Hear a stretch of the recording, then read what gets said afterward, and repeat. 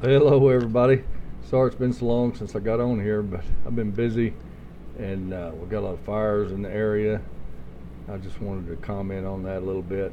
How the Forest Service, these people sit around and let these fires get going so they can come in and fight them with the big federal dollars, I guess. And years ago, there were stories.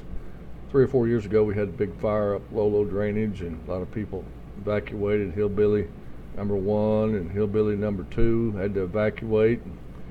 There's stories of people could have, almost put that fire out if they'd have had a shovel. And there's a Forest Service guy sitting up there in a truck, and the guy's been stomping his fire with his feet. And he said, "Let me have a shovel, and we can put this fire out." And the guy said, "Oh, I have to wait until my safety officer gets up here." And so, the guy finally had to leave, and then it flared up and burned homes and all this. And there was another story about when it was coming over by Hamilton, or in western Montana. Some guy, they were evacuating, and some man, saw that it was going to get down and burn his neighbors' homes. And so he had a D7, a big cat, and he went to fire it up and was going to go up there and cut a fire path, a fire break. And Forest Service guy told him, says, "No, you can't do that." And he said, "Sure I can. It's my Caterpillar, and I'm gonna go up there and save my friends' homes." And the Forest Service guy said, "If you do that, we're going to sue you. We're going to wait until our equipment gets here."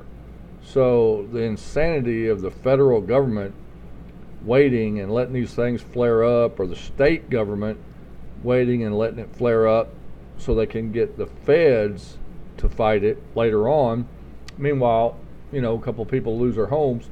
So it's just, I don't know, our great president is working as hard as he can to fight the libtard media, all these people that want to be communists and socialists. I mean, the media just makes it sound so wonderful, and that's a shame. Our country's been fighting communism for decades and decades, and socialism. The end result of socialism is communism. So the poor kids in college, been listening to this malarkey for the last 7 or 8 years. They actually believe this stuff. They think, "Oh, it'd be great if we had a socialist president." So God help us all. But anyway, I hear on the Christian radio station today that President Trump is going to hammer MS-13, this bloodthirsty, evil gang that, these guys have tattoos all over them. They get initiated by murdering somebody. They're from South America, but they're all over the United States. They're all over the world. Just evil, evil people. And we've got them all over the United States right now. And President Trump is just lighting fires. They're going to hammer these guys and get rid of them. They're paving the way to hire a lot of immigration judges so they can deport these criminals, abort them, deport them. And that's just fantastic. And he says he is going to build a wall so we can have a secure country again, finally, after all these people have been trying to gut our country. The previous president had a plan. He was literally trying to gut our country and ruin it, and he still is. It's just amazing. So Mom sent me the new book, The Swamp, by Eric Bowling. It's just amazing. His first book, Wake Up America. I've been screaming, we need to wake up for the last 2 or 3 years. All the Muslims are coming in to Europe, flooding everything, and then they don't want to assimilate. They want to take over your country, and they will tell you to your face. And Americans, for some reason, think, "Oh, we're going to let them in and help them." Oh boy, God help us all. So thank God Trump is firing up the machine to get rid of MS-13, and hopefully, if the good people in western Montana and all over the United States, if you could get out there and document these state and federal employees sitting in their trucks watching these fires get bigger so they can come in, fight them with bigger equipment, and make more money. Document this stuff. Send it to somebody. We'll eventually get this stuff turned around to where you use good old common sense. And somebody says, "Oh, we're going to sue you because the coffee spilled on my leg and it was hot." Well, no, you're not. We're not going to allow that anymore.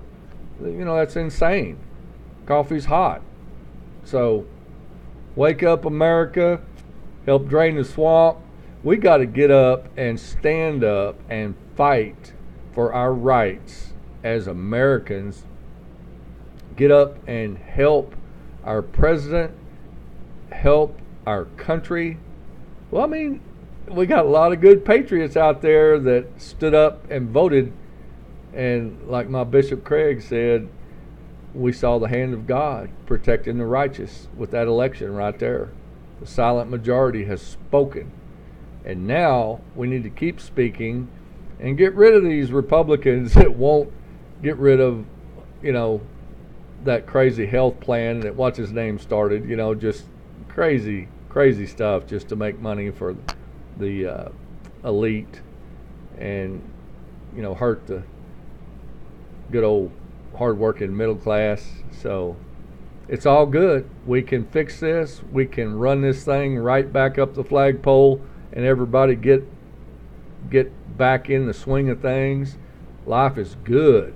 So I was up on a big ridge today and looking to the west, could see Blue Mountain west of Missoula. And here's these big old Chinook helicopters going way back over there to the west to fight a fire.